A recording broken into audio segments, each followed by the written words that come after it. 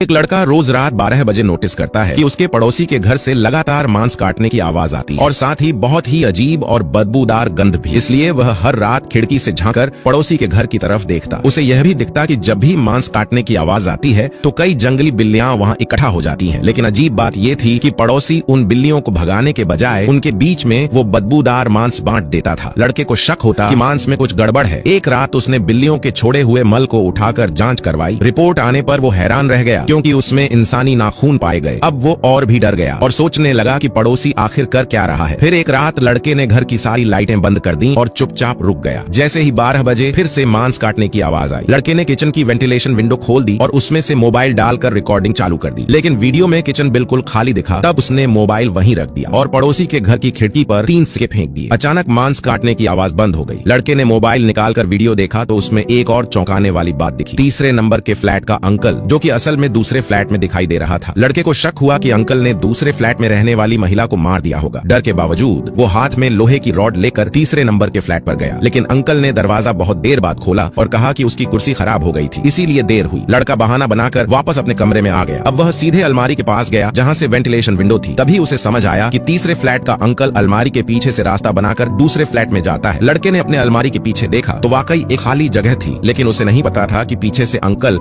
अब उसे मारने की तैयारी कर चुका है। लड़का समझदार था, उसने तुरंत रुकने का फैसला लिया। अगली सुबह लड़के ने ध्यान रखा कि अंकल कब कचरा फेंकने जाता है और फिर जाकर उसका कचरा चेक किया, लेकिन कुछ नहीं मिला। तब उसने खुद अलमारी के पीछे से दूसरे फ्लैट में घुसने की सोची। वह अंदर गया और हर चीज को ध्यान से देखने लगा। तभी वहां दूसरी फ्लैट वाली महिला सामने आ गई और उसके पीछे से अंकल भी आ गया। अब सच्चाई सामने आई। अंकल ने बताया कि कुछ महीने पहले एक बदमाश महिला के घर में घुस आया था। अंकल ने बचाने की कोशिश की, लेकिन गलती से महिला के मर चुके पति की अस्थियां गिर गईं। महिला ने डर के मारे चाकू से बदमाश को मार डाला। तब अंकल ने उस गुनाह को खुद पर ले लिया और हर रात बदमाश के शरीर के टुकड़े काटकर बिल्लियों को खिलाता ताकि किसी को पता न